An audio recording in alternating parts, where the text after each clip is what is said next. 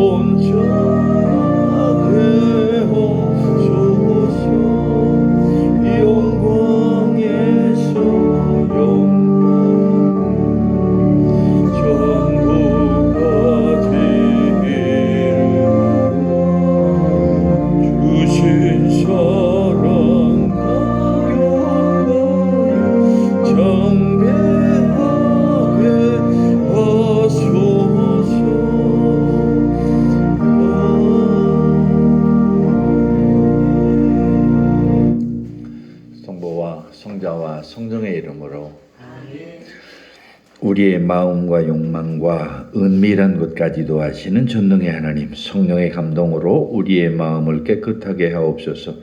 하나님을 온전히 사랑하고 그 거룩하신 이름을 진심으로 찬양하게 하옵소서. 주 예수 그리스도의 이름으로 기도하옵나이다. 우리가 죄 없다고 하면 이는 자신을 속이는 것이요 진리가 우리 안에 있지 않기 때문입니다. 그러나 우리가 죄를 고백하면 신실하시고 의로우신 하나님은 우리의 죄를 용서하시고 모든 불의에서 깨끗하게 해 주십니다. 지난 한 주간 우리의 삶을 돌아보면서 조용히 자신의 죄를 고백하는 시간을 갖겠습니다.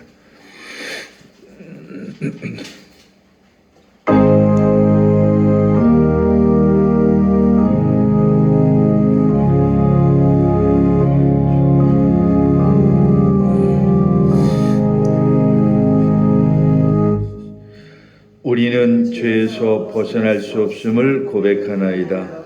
우리는 생각과 말과 행위로 죄를 지었으니 원하는 선을 행치 아니하고 원하지 않는 악을 행하였나이다. 우리는 마음을 다하여 주를 사랑하지 않았으며 내 이웃을 내 몸과 같이 사랑하지도 않았나이다.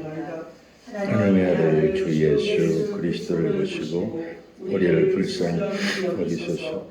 우리를 용서하시고 새롭게 주님 뜻 안에서 기뻐하며 주의 길을 걸으며 하나님의 거룩하신 이름을 영화롭게 하옵소서.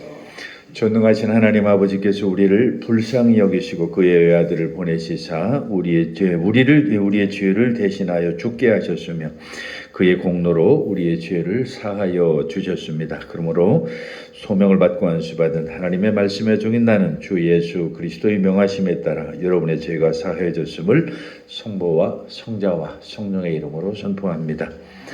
예, 이제 자리에 앉으셔서 찬송가 뒤에 교독문 127번 같이 교독하겠습니다. 교독문 127번 사순절 네 번째 교독문입니다. 여호와를 자기 하나님으로 삼은 나라 곧 하나님의 기업으로 선택된 백성은 복이 있도다. 여호와께서 하늘에서 보사 모든 인생을 살피시며 그가 거하시는 곳에서 세상의 모든 거민들을 굽어 살피시는도다. 그는 그를 모두의 마음을 찌르시며 그들이 하는 일을 굽어 살피시는이로다. 많은 군대로 구원 얻은 왕이 없으며 용사가 힘이 세워도 스스로 구원하지 못하는도다. 우리 영혼이 여호와를 바라며 그는 우리와 도움과 방패시구나. 우리 마음이 그를 즐거워하며 우리가 그의 송호를 의지하였기 때문이로다. 여호와여 우리가 주께 바라는 대로 주의 인자하심을 우리에게 베푸소서. 아멘. 이제 우리 한번 같이 기도하실 때에 나라와 민족을 위해서 특별히 세계 도처에 이렇게 전쟁이 일어나고 무고한 목숨들이 많이 사라져 갑니다. 우리가 위해서 기도하시고 또 교회를 위해서 그리고 많은 어렵고 힘든 이웃들을 위해서 우리 한번 기도하겠습니다.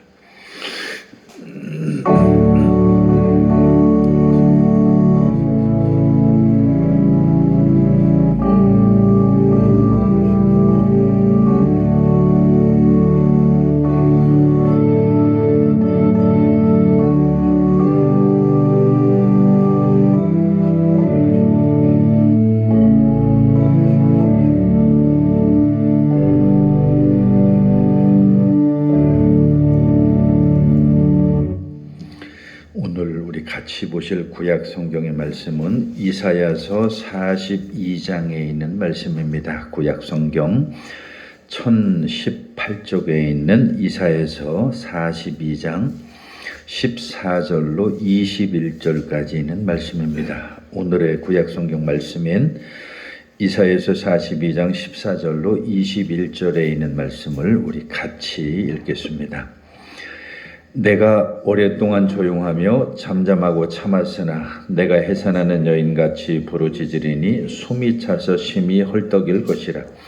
내가 산들과 언덕들을 황폐하게 하며 그 모든 초목들을 마르게 하며 강들이 섬이 되게 하며 못들을 마르게 할 것이며 내가 맹인들을 그들이 알지 못하는 길로 이끌며 그들이 알지 못하는 지름길로 인도하며 암흑이 그 앞에서 광명이 되게 하며 구분대를 곧게 할 것이라. 내가 이 일을 행하여 그들을 버리지 아니하리니 조각한 우상을 의지하며 부어 만든 우상을 향하여 너희는 우리의 신이라 하는 자는 물리침을 받아 크게 수치를 당하리라.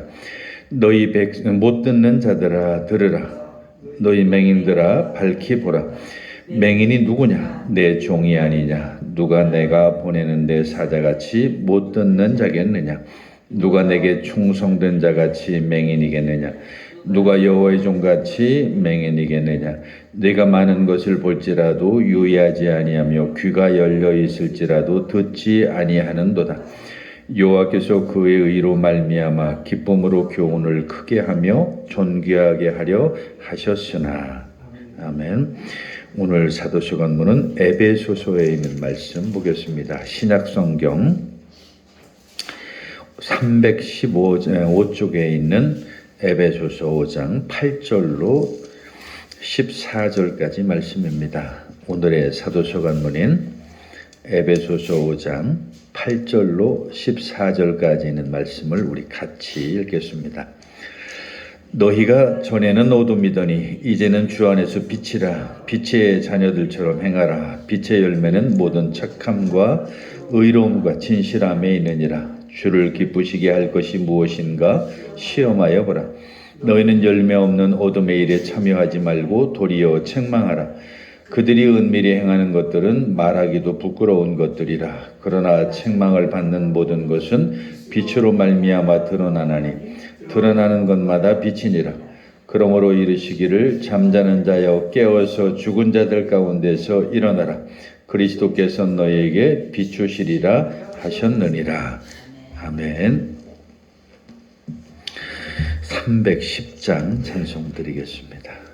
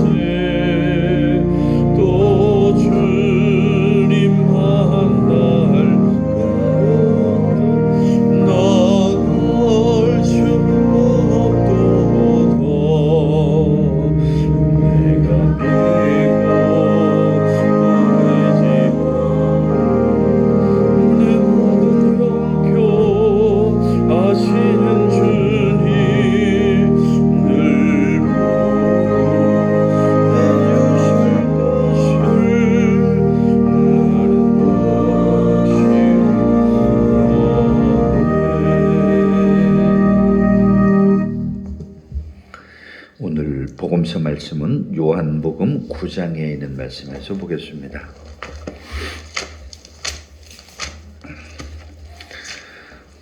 요한복음 9장 1절로 7절에 있는 주님의 말씀을 펴시고 주님의 말씀을 듣기 위해서 자리에서 일어서시겠습니다. 오늘의 주님의 말씀인 요한복음 9장 1절로 7절에 있는 말씀을 제가 대신 여러분들에게 읽어드리겠습니다. 예수께서 길을 가실 때에 날 때부터 맹인된 사람을 보신지라. 제자들이 물어 이르되 라비여, 이 사람이 맹인으로 난 것이 누구의 죄로 인함이니까? 자기이니까 그의 부모이니까? 예수께서 대답하시되 이 사람이나 그 부모의 죄로 인한 것이 아니라 그에게서 하나님이 하시는 일을 나타내고자 하심이라.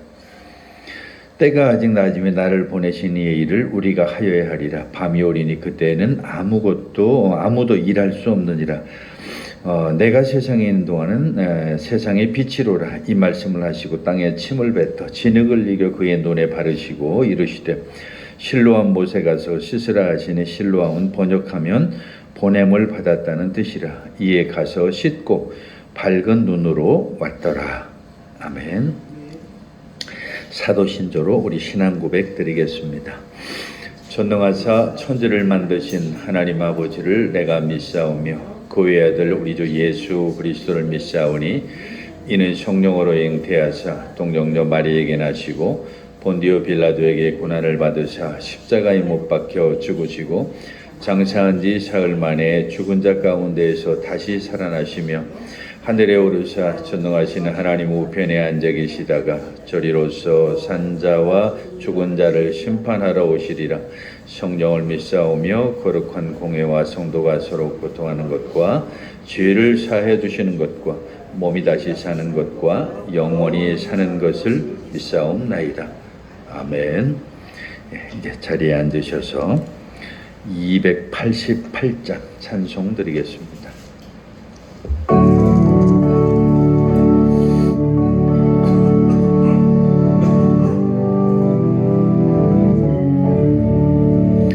예수를 나의 구주 삼고 성령과 피로 저 거듭나니 이 세상에서 내 영혼이 하늘의 영광 누리도다.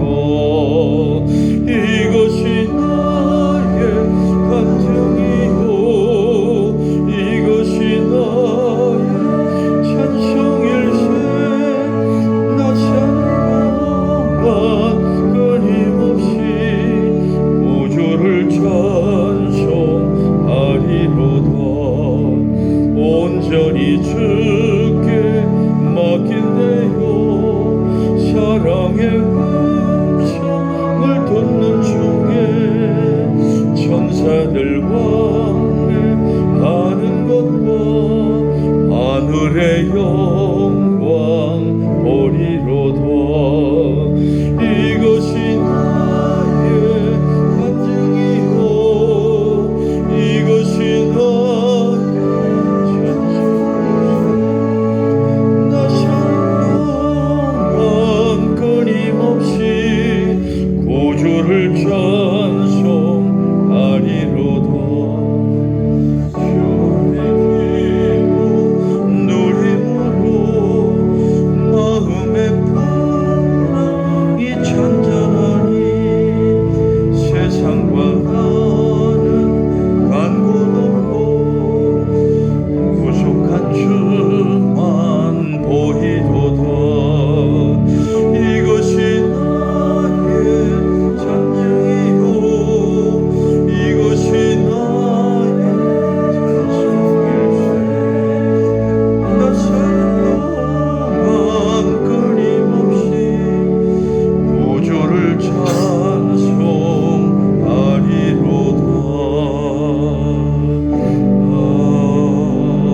아멘.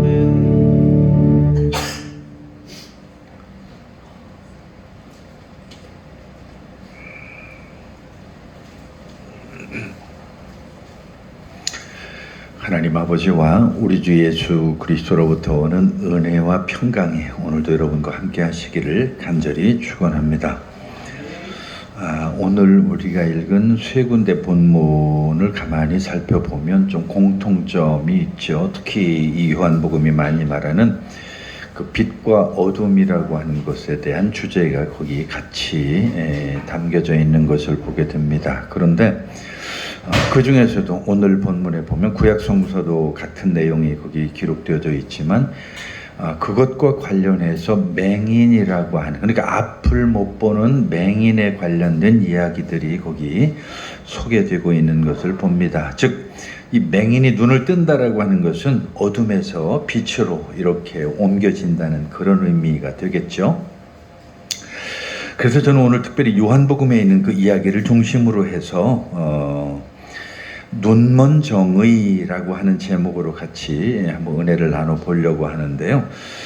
이 blind justice라고 하는 이 눈먼 정의라고 하는 말을 잘못 오해하면 우리의 한국어의 어감으로는 정의라고 하는 것이 눈이 멀었다, 그러니까 정의가 타락했다, 뭐 이런 의미로 받아들일 수가 있는데 그런 의미가 아니고요.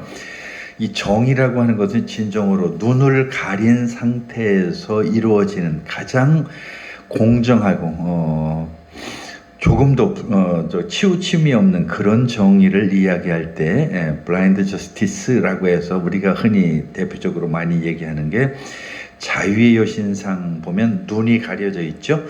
그래서 그런 것을 우리가 블라인드 저스티스라고 이렇게 얘기를 하는데 사실은 이게 말이 그렇지, 뭐 우리나라도 여러분 뉴스를 보셔서 아시겠지만 요즘 무슨 뭐 사법개혁이니 뭐 이런저런 이야기가 우리 사회에서 많이 떠들썩했던 것처럼 우리 인간이 집행하는 정의라고 하는 것은 그렇게 우리가 생각하는 것처럼 뭐 제대로 된 정의를 이루기가 아주 어렵죠. 이 말은 다시 말하면 우리 인간은 결코 이 블라인드 저스티스, 눈먼 정의를 이룰 수 없다라고 하는 그런 얘기죠. 그래서 실제 우리가 가만히 보면 뭐 판사가 됐든지 뭐 어떤 그 법을 집행하는 그런 사람들이 가만히 보면 그 사람들이야말로 공정할 것처럼 우리는 기대하지만 사실은 그렇지 않다는 것을 잘 압니다. 그 사람들도 편견이 있고 그 사람들도 주변의 환경에 영향을 받고 그리고 여러 가지 그 법을 판결하는데 나름대로 많은 것들이 영향을 끼친다라고 하는 것을 우리는 잘 압니다. 어쨌든 오늘 본문을 우리가 가만히 보면 정말 눈먼 정의가 무엇인가 라고 하는 것에 대해서 거기 우리에게 잘 보여주는 이야기라 생각이 됩니다. 이것은 다시 말하면 우리 인간의 정의가 아니라 이 눈먼 정의, 진정한 정의라고 얘기할 수 있겠죠. 이것은 우리의 사람의 정의가 아닌 하나님의 정의다라고 이렇게 말할 수 있는 겁니다. 그런데 사실은 우리가 여기서 참 잘 알아야 될 게 이 눈이 멀다, 즉 맹인이라고 하는 이런 차원에서는 우리가 오해하지 말아야 될 것은 하나님이 눈을 먼 게 아니라 바로 우리 인간이 눈을 벌었다.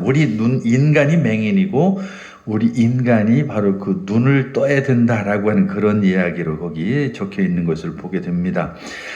그래서 정말 우리의 눈을 열어주셔서 하나님께서 종종 불공평해 보이는 하나님의 심판이 진정으로 정의로운 것인지 볼 수 있도록 그렇게 해 주셔야 되는 거죠.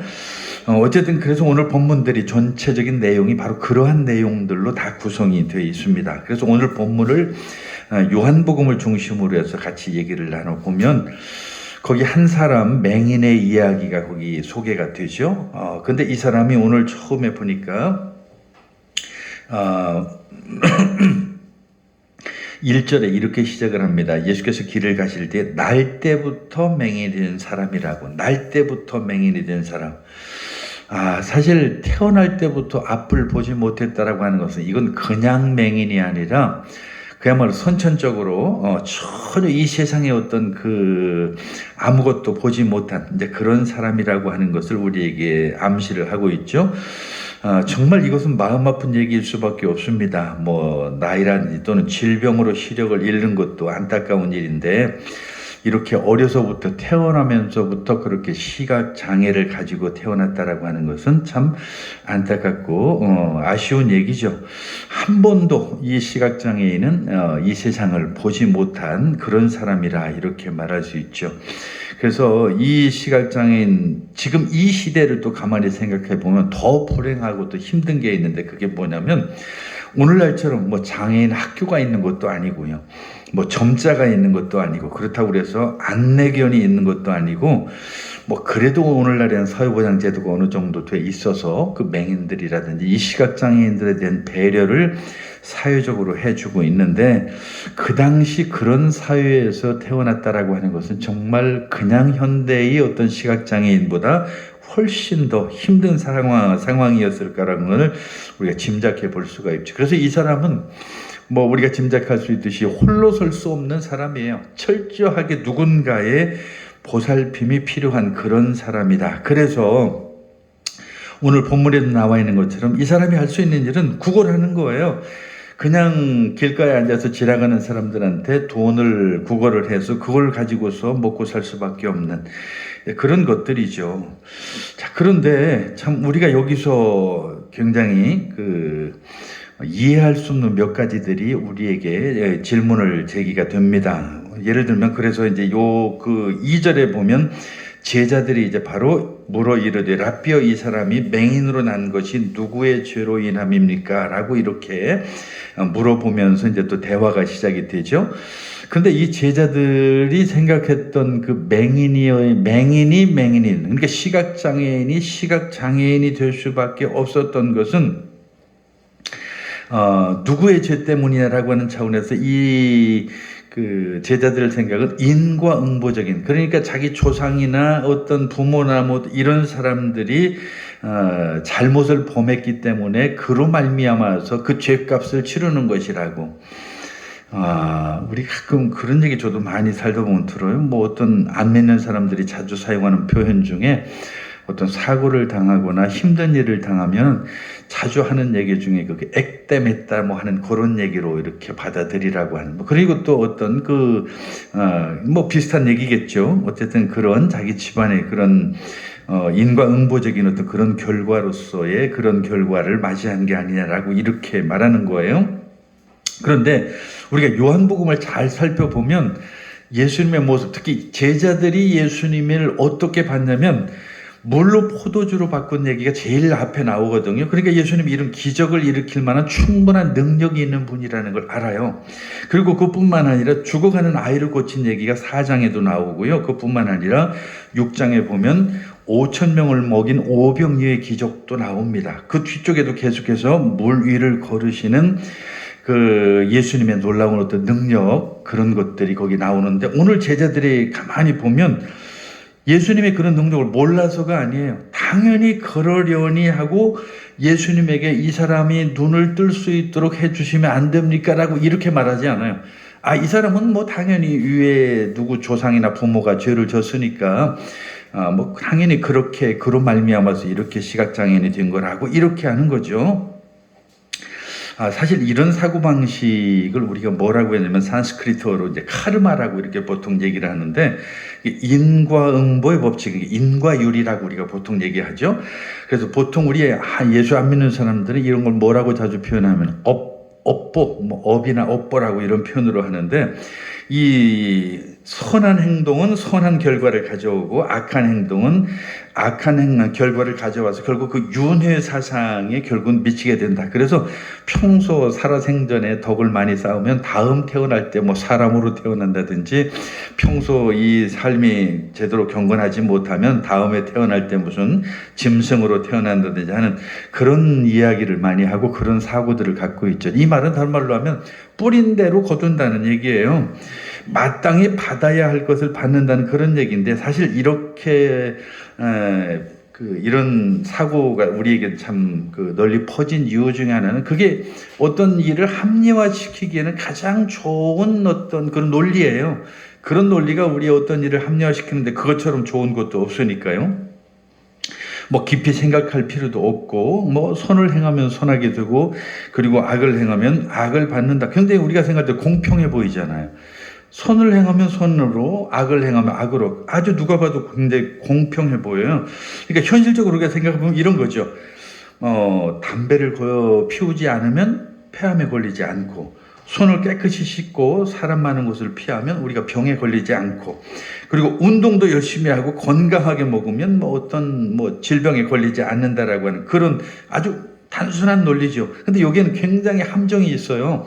그 함정이라고 하는 게 이제 바로 이 카르마라고 하는 이 인과 유를 뒤집어 엎는 그런 것인데, 가만히 우리가 현실을 보면 그게 안 맞아요. 왜 안 맞냐면 착한 사람에게 좋은 일이 일어나야 되는데 안 돼요, 그게. 예, 나쁜 사람에게 나쁜 일이 일어나고 악한 에게는 악한 일이 벌어져야 되는데 오히려 그놈들이 더 잘 살아요. 그래서 담배를 전혀 피우지 않았는데도 불구하고 어떤 사람은 폐암에 걸려요. 그리고 좋은 음식만 골라 먹고 손을 잘 닦고 막 아주 이 질병에 대한 굉장한 관심을 가졌는데도 그런 사람이 또 병에 걸려요. 특히 다이어트라든지 운동을 잘 하는 사람인데도 오늘 보면은 협심증이나 이런 걸로 순식간에 목숨을 잃기로. 그래서 이런 것을 가만히 보면 앞에 그 카르마라고 하는 인과 일과는 전혀 또 안 맞아 들어가는 게 바로 우리의 삶이라고 하는 것이죠. 정말 이 사람들에게 이 불행이라고 하는 것은 그야말로 무작위로 이렇게 다가오는 것처럼 이렇게 느껴지죠. 그래서 어떤 사람은 암에 걸리고, 어떤 사람은 사고를 당하고, 어떤 사람은 질병에 걸리고, 물론 식단, 운동, 유전, 생활 습관도 어느 정도 영향이 있겠지만 결국 아무것도 이해하거나 어떤 것도 우리가 분석해서 정확하게 이것은 이거다라고 얘기할 수 있는 확실한 요인을 누구도 밝혀내지 못하는 게 이 사람의 삶이에요. 병원에 가본 사람이라고 하면 누구는 이제 그 공감을 하죠. 수도 없이 많은 검사를 합니다. 엑스레이도 찍고 CT도 찍고 MRI도 찍고 심지어 유전자 검사까지 하지만 의사들이라고 하는 건 그 나온 그 기반을 조사를 통계로 해서 그 내용을 근거로 해서 예측할 뿐이에요. 의사가 그것을 어떤 유를 만드는 건 아니라는 사실이죠. 그렇죠. 우리가 진짜 궁금해하는 것은 내가 실제 그 질병에 걸릴지 말지 결정하는 게 도대체 뭐냐는 얘기예요. 어떤 원칙이냐는 얘기죠. 도대체 우리 인간의 삶을 지배하는 그 원리가 뭘까라고 하는 거예요. 정말 인생이 그저 운이라고 하는, 재수라고도 이렇게 표현하죠. 신비롭고 그냥 예측이 불가능한 어떤 막연한 무언가라고 이렇게 생각하기에는 정말 좀 아쉽죠. 그리고 마치 인생이라고 하는 것이 어떤 주사위를 던지듯이 그렇게 되어지는 것이 인생이라고 한다면 이거 정말 별로 반갑지 않은 게 인생이죠. 예수님이 이제 문제는 중요한 거예요. 그럼 예수님은 뭐라고 대답했느냐라고 하는 거예요. 예수님 뭐라고 대답했어요? 3절에 보니까 이 사람이나 그 부모의 죄로 인한 것이 아니라고. 그리고 그에게서 하나님이 원하시는 일을 나타내고자 함이라. 근데 이 대답이 사실은 별로 만족스러운 대답은 아니에요. 누가 봐도 도대체 이게 뭔 얘기예요? 이게 흔히 우리 한국인들 잘 하는 말로 말이야 망고야 이런 얘기예요. 도대체 어쩌라는 얘기예요? 하나님이 하시고자 하는 일을 나타낸다. 이것처럼 막연한 게 어디 있냐는 얘기죠. 사실 이것을 만족스럽게 받아들일 만한 사람이 과연 몇이나 있겠습니까? 만약 오늘 저나 여러분이 이 시각장애인의 부모라고 한다면 그 시각장애인으로 태어난 것이 단지 하나님의 아들이 나타나서 그 사람을 고쳐주기 위한 것이라고 하는 사실이라면 거기서 아멘 하고 싶겠어요? 왜 하필이면 내 자녀예요? 왜 하필이면 이 내 자녀가 그런 대상이 돼야 되고 하필이면 내 자녀가 왜 그런 모범 케이스가 돼야 되냐라고 하는 그런 의문을 우리는 달지 않을 수 없는 거죠. 어떻게 하나님께서 일하시는 방식이 고작 그런 식입니까? 라고 우리는 묻지 않을 수 없고요. 그리고 또 여기서 다시 우리가 처음으로 돌아가서 정말 그게 하나님의 정의일까요? 라고 이렇게 물을 수밖에 없는 거죠. 자, 여기서 한 가지 확실한 게 있습니다. 이 기적의 역사를 통해서 이 예수님 그 자체를 세상의 빛으로 보거나 그것을 믿은 사람이 거의 없었다는 얘기예요. 대부분은 그 빛에 가리워져 있거나 멀어져 있다. 즉, 이 말은 다른 말로 하면 예수님의 그 말씀, 예수님의 그 존재에 대한 모든 사람의 눈은 이미 다 가리워져 있는 맹인이 되었다라고 하는 그런 얘기죠. 그래서 바리새인들이 이제 이 기적의 소식을 듣고서 대대적인 조사를 하게 됩니다. 사실은 오늘 우리가 9장 전체를 좀 읽어야 이 전체적인 내용이 쭉 거기 전개가 되는데 사실은 9장 전체를 넘나드는 이제 그런 얘기가 다 요 이야기로 같이 전개가 되어 있죠. 그래서 이 바리새인들이 조사를 하는데 이 사람들은 그 사람과 그의 부모나 그 이웃들을 데려다가 이제 신문을 하죠. 그렇지만 예수님께서 이 사실은 중요한 율법을 어겼기 때문에 이 사람들이야말로 예수님을 빛으로 생각할 수 있는 엄두도 못 냈죠. 뭐 바리새인들이 생각할 때 예수님이 빛이라? 이건 꿈에도 생각하지 못할 그런 얘기죠. 근데 예수님이 그 아주 이 바리새인들 보기에는 중대한 그 율법을 3개나 어기셨는데 그 중에 하나가 하필이면 그날이 안식일이에요. 안식일에 이런 일을 행했다? 이건 말이 안 되는 얘기거든요. 또 두 번째는 예수님께서 그 사람 눈에 침을 발랐다고 오늘 거기 6절에 이 말씀을 하시고 땅에 침을 뱉었다 이렇게 했는데 그 침을 바르셨다는 것도 사실은 문제가 됐고요. 근데 그 당시에는 아마 눈 감염에 대한 일반적인 뭐 치료법이 아니었을까. 뭐 오늘날 우리식으로 생각하면 이건 도저히 말이 안 되잖아요. 근데 여러분 꼭 우리가 조금만 생각을 넓히면 충분히 이해가 되는 게요. 옛날 모기 물리면요, 거기 모기에다 십자가 손톱으로 쫙 이렇게 하고 우리 다 그렇게 했거든요. 근데 그게 마치 진짜 낫는 것처럼. 그리고 사실 많은 분들이 그랬어요. 거기다 침 한번 싹 바르면 된다고 해서 침 한번 싹 바르고. 근데 사실 이게 바로 오늘 그 당시에 어떤 문화의 관습으로 생각하면 뭐 이해가 되죠. 그리고 또 하나가 이제 문제인데 진흙을 이겨가지고 그걸 눈에 발랐다는 얘기예요. 근데 이게 왜 문제가 되냐면 그 당시 유대인의 입장, 특히 바리새인의 입장에서 본다면 그 일이에요, 일. 그러니까 안식일에 일을 한다. 이게 말이 안 되는 얘기죠. 또 흥미로운 점은 그 예수님께서 말씀이나 손길 없이도 그런 침을 뱉거나 뭐 이런 거 없이도 사실 충분히 고칠 수 있었다라고 하는 게 요한복음 전체에 잘 나타나요. 굳이 이런 방식으로 안 고쳐도 되고, 굳이 바리새인들하고 갈등을 안 겪어도 되고, 굳이 침 자체를 뱉어가지고 거기다 눈에 바르고 이렇게 안 해도 된다는 거예요. 그런데 예수님께서 의도적으로 그들이 만든 율법을 일부러 어기고 오직 하나님만이 하실 수 있는 일을 행하고 있다는 사실을 그들에게 보여준 거예요. 그런데 문제는 그러한데도 불구하고 이 바리새인들이나 그 주변에 있던 사람들이 예수님이 빛이라고 하는 것을 아무도 못 알아봤다는 얘기죠. 그래서 맹인인 거예요. 그래서 앞을 못 보는 거죠. 자, 여기서 우리가 가끔 그런 의문이 또 드는 게, 그럼 하나님이 우리 인간의 어떤 그 법을 어기는 그런 것처럼 생각이 들 때가 있죠. 뭐 예를 들면 그런 거죠.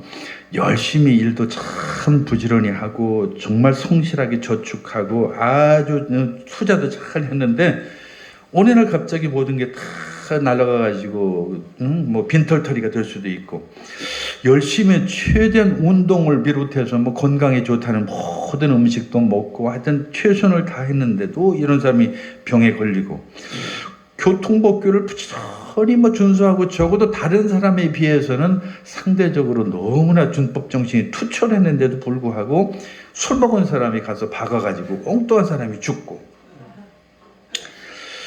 아무 죄도 없는, 그야말로 태어나서 아직은 죄가 뭔지도 모르는 그런 아이들이 뭐 아주 치명적인 질병에 걸려서 죽고, 평생 열심히 신앙생활하고 교회라고 하는 뭐 세상에 어떤 것도 우선순위 첫 번째에 두는 그런 사람인데도 불구하고 불행한 일을 당하고, 이런 일들이 정말 우리에게는 옳지 않게 그리고 정의롭지 않게 이렇게 느껴질 수밖에 없는 게 우리 현실 아니라는 얘기죠. 많은 그리스도인들도 사실 거기에 의문을 제기하지 않을 사람은 없습니다. 하나님이 우리의 옳고 그름의 그 법칙을 어기시는 것 같아요. 그래도 그렇죠. 저 열심히 살고 정말 성실하고 건강하고 죄를 아직 모르는 그런 사람들은 잘 돼야 맞잖아요. 그런데 그런 사람이 안 된다면 이건 우리는 하나님을 향해서 정말 이의를 제기할 수밖에 없죠. 분노할 수밖에 없고요. 어떤 그런 문제들에 대해서 이해할 수는 없습니다. 바로 여기에 우리의 치명적인 문제가 있죠. 왜? 우리는 아직 그 눈이 뜨여지지 않았기 때문에 하나님을 볼 수 있는, 그리고 그 하나님의 역사나 하나님의 능력에 대해서 내가 알지 못하기 때문에 적어도 그 눈이 뜨여지기 이전에는 그런 것들이 도저히 나에게 납득이 될 수 없다는 사실이죠. 사실 오늘 성경에 보면 이 눈이 먼 것은 이 바리새인들만 눈이 먼 거는 아니에요. 가만히 오늘 본문에 쭉 보면 뒤에 우리가 읽지 않은 구절에 이제 그런 내용이 더 나오는데 이 남자의 부모님 이야기가 여기 나오거든요. 부모님은 지금 옆에서 그 자기 자녀가 눈을 뜨는 그 장면을 목격을 했어요. 그런데도 불구하고 그 장면을 다른 사람들에게 과감하게 예수님이 빛이라고 하는 그 사실에 대해서, 메시아라고 하는 사실에 대해서 증거하지 않아요. 못하죠. 이 유대인들은 예수님이 그리스도라고 고백하는 사람은 누구든지 그 회당에서 파문, 소위 말하는 쫓겨나야 되는 그런 엄벌을 처하기 때문에 도저히 그 두려움 때문에 할 수가 없었죠. 그래서 우리는 하나님께서 이 세상에 일어나는 모든 일을 주관하신다라고 하는 그 진리를 고백하는 것 그 자체가 바로 오늘 우리는 두렵다는 거예요. 똑같은 얘기예요. 오늘 우리가 하나님의 복음을 전하는 것도 마찬가지죠. 어떤 의미에서 그것은 내가 하나님의 복음을 전하는 것이 당당하고 그리고 그 복음이 당연스럽게 내가 경험하고 느낀 그런 것들을 온전하게 전할 수 있어야 되는데도 불구하고 그게 잘 안 되는 거죠.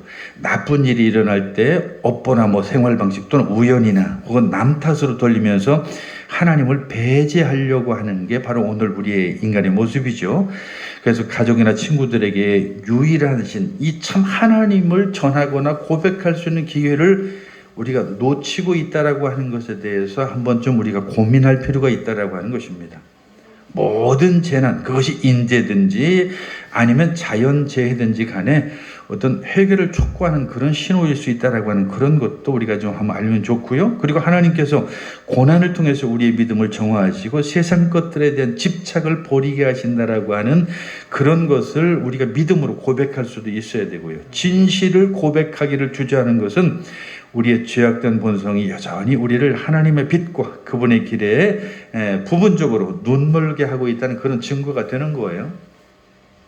자, 이 이야기에서 지금 맹인 이야기로 다시 돌아와서 우리가 유일하게 이 맹인 이야기 속에서 유일하게 볼 수 있었던 사람이 딱 한 사람이 있어요.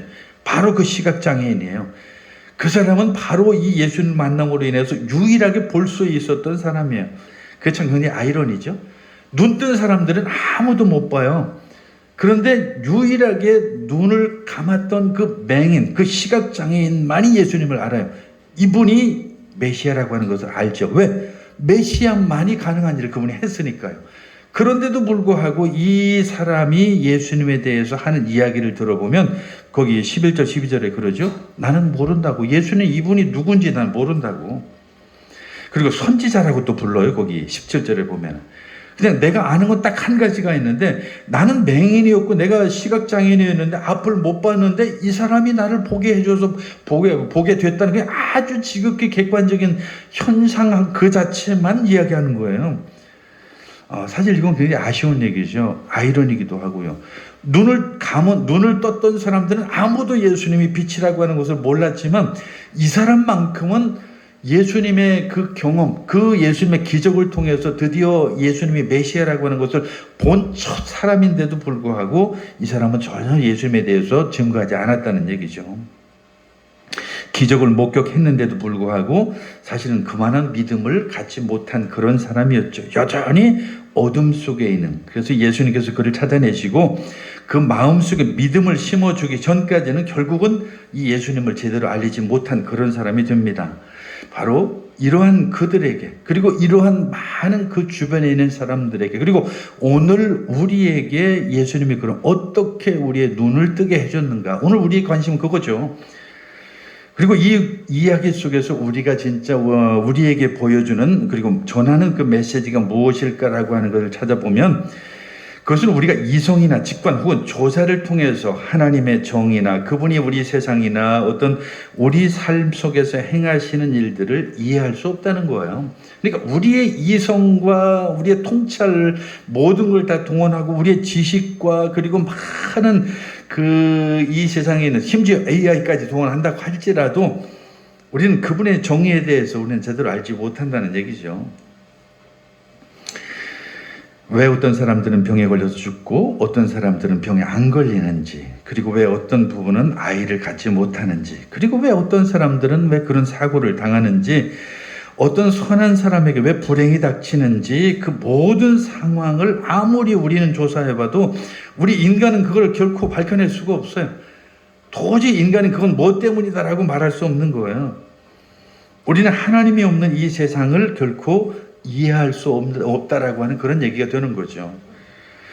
그래서 잠언서에 보면은 잠언서 28장 5절에 악인은 정의를 깨닫지 못하나 여호와를 찾는 자는 모든 것을 깨닫느니라 이렇게 말씀합니다. 즉 다시 말하면 우리는 그 하나님 안에서만 그걸 깨달을 수 있다는 얘기예요. 하나님께서 우리의 눈을 열어주셔서 우리가 그것을 보게 할 때만이 우리가 그것을 알 수 있다는 얘기죠. 로마서 10장 17절이 어떤 의미에서 그게 우리의 핵심이 될지도 모르겠어요. 그러므로 믿음은 들음에서 나고 들음은 그리스도의 말씀으로 말미암느니라. 하나님의 말씀이 우리의 눈을 뜨게 하는 거죠. 그 말씀을 통해서 우리는 하나님을 발견하고 하나님의 정의가 무엇인지를 이해하게 된다는 거예요. 즉 다시 말하면 우리가 말씀을 통해서 내가 죄인이라고 하는 사실을 깨닫고 그리고 정말 어떤 여러 가지 현실적인 그런 문제들에 대해서 내가 가졌던 그런 의문들이 내 스스로에 대한 어떤 그 본 모습을 보게 될 그때에 그거였구나라고 이렇게 알게 된다라고 하는 사실입니다. 물론 우리는 여전히 하나님의 불공평하고 부당하다고 이렇게 비난하고 싶을지는 몰라요. 그러나 우리는 여기서 한 가지 알아야 될 게 있죠. 진짜 불공평은 죄 없는 예수님이 십자가에 달려 죽으셨다라고 하는 그 사실이죠. 그거보다 더 불공평이 어디 있어요? 육체적으로 눈이 멀었어도 영적인 진리를 볼 수 있다라고 하는 사실을 우리는 좀 기억할 필요가 있습니다. 영적으로 눈이 멀면 물질적인 것조차도 제대로 보지 못하는 것이고 침이나 진흙과 관련된 기적을 그저 인간이 만든 어떤 하나의 어떤 그냥 단순한 법이라 이렇게 그런 법을 어긴 것으로 여길 수밖에 없다라고 하는 것이죠. 진짜 중요한 것은 하나님께서 우리의 눈을 열어주실 때에 비로소 우리가 진정 그것을 볼 수 있다는 얘기입니다. 예수님이 참으로 세상의 빛이라고 하는 사실을 그때야 우리가 알게 된다라고 하는 것이고 그분만이 하늘에서 오신 유일한 분이기 때문에 이 세상 삶의 진실을 우리에게 비춰줄 수 있는 유일한 분이라고 하는 것을 우리가 알게 된다라고 하는 것이죠. 하나님의 분명한 말씀에 우리가 집중하게 된다고 한다면 중요한 것은 우리는 세상에 주어진 하나님의 공의를 가장 정확하게 보여주는 증거, 곧 예수 그리스도의 십자가를 우리가 볼 수 있게 된다라고 하는 사실입니다. 만약에 우리가 하나님의 공의를 이해하고 싶다고 한다면 우리는 십자가를 바라봐야죠. 거기서 하나님의 아들이 저와 여러분을 대신하여 죽으신 모습을 우리는 찾아볼 수가 있습니다. 거기서 하나님께서 우리를 위해서 얼마나 큰 대가를 치르셨는지 우리는 알 수 있게 됩니다. 예수님 안에서 우리 모두는 보는 자를 눈멀게 하고 눈먼 자에게 오히려 보게 하시는 그 하나님의 공의를 오늘 이야기 속에서 발견하게 됩니다. 오늘 그 이야기 속에서 나온 그 놀라운 그 말씀의 진리처럼 우리의 눈이 열리고 하나님의 귀한 진리를 바라볼 수 있는 그리고 그 공의를 바라볼 수 있는 저와 여러분 되시기를 간절히 축원합니다. 기도하겠습니다. 사랑이 많으신 하나님 아버지, 오늘 우리는 눈을 떴으나 맹인과 시각장애인과 다를 바가 없고 정말 진정으로 시각장애인이야말로 예수님의 기적을 통해서 참된 것을 보게 된 것을 우리는 잘 압니다. 주님, 오늘 우리가 십자가에 달려 죽으신 예수 그리스도를 보게 하시고 그 일을 겪게 하신 하나님과 예수님을 통해서 그 십자가 속에서 참된 진리를 깨달아 하나님의 공의를 깨닫게 하고 보게 하여 주시옵소서. 예수님의 이름으로 기도하옵나이다. 아멘.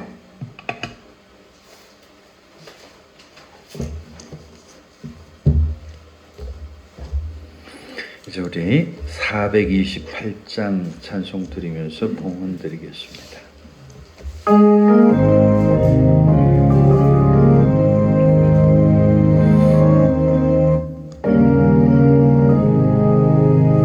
내 영혼의 햇빛 비치니 주 영광 찬란해.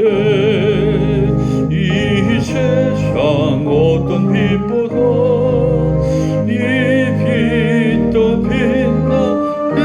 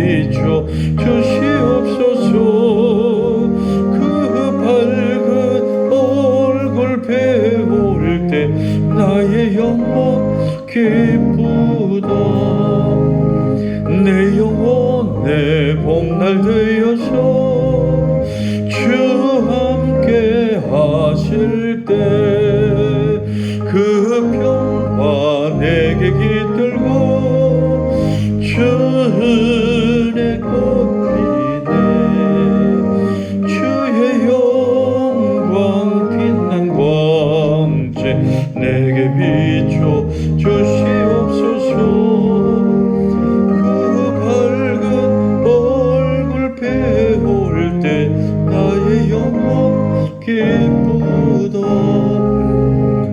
내 영혼 일하기 있고 큰 소망 넘치네 주시고 또 내려주시네 주의 영광 빛난 광채 내게 비춰 주시옵소서 그 밝은 얼굴 배울 때 나의 영혼 기쁘다. 기도하겠습니다. 사랑이 많으신 하나님 아버지, 우리가 눈은 떴으나 참으로 하나님을 보지 못하는 우리의 부족함을 용서하시고 우리가 십자가에 달린 주님을 바라봄으로 그 속에 하나님의 사랑을 찾게 하시고 하나님의 공의를 찾게 하시고 그 속에서 눈먼 정의 블라인드 저스티스를 우리가 바로 알게 하여 주시옵소서. 오늘도 하나님 앞에 드리진 물질이 있습니다. 하나님 기뻐 받으시고 드린 손길마다 놀라운 하나님의 은혜로 축복하여 주시고 더 그 물질이 닿는 곳마다 많은 열매가 맺혀지게 하여 주시옵소서. 오늘도 주님 앞에 감사드리옵고 예수님의 이름으로 기도하옵나이다. 아멘. 예, 주보 뒤에 있는 광고들 참고하시기를 바라겠고요. 우리가 사순절 기간이라고 하는 것 좀 알고 계시면 좋겠고요. 우리 주진희 권사님이 지금 어제 그저께인가요? 우리 그저께 입원하셨죠? 네, 우리 제 장모님이고 우리 김석영 사모의 그 어머님입니다. 여기 또 요양원에서 조금 상태가 안 좋아서 입원했는데 뭐 지금 또 많이 좋아지셨다고 하니까 다행입니다. 그 밖의 내용들은 거기 참고하시기를 바라겠습니다. 이제 우리 다 같이 자리에서 일어나셔서 1장 찬송 부르시고 축도로 마치겠습니다.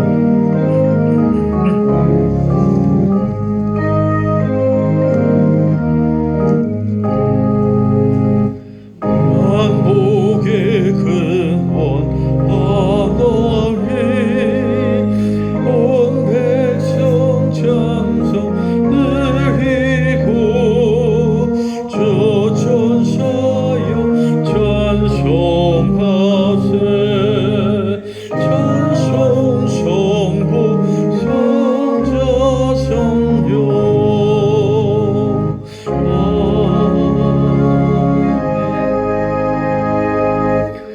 이제는 우리 주 예수 그리스도의 크신 은혜와 하나님 아버지의 극진하신 사랑과 성령의 감동과 감화 교제 교통하심이 이제는 영적인 눈을 떠서 하나님을 바라보고 참된 정의와 그 안의 은혜를 발견하기 원하는 사랑하는 모든 성도들 머리 위에 이제부터 영원까지 함께 하시기를 간절히 축원하옵나이다. 아멘.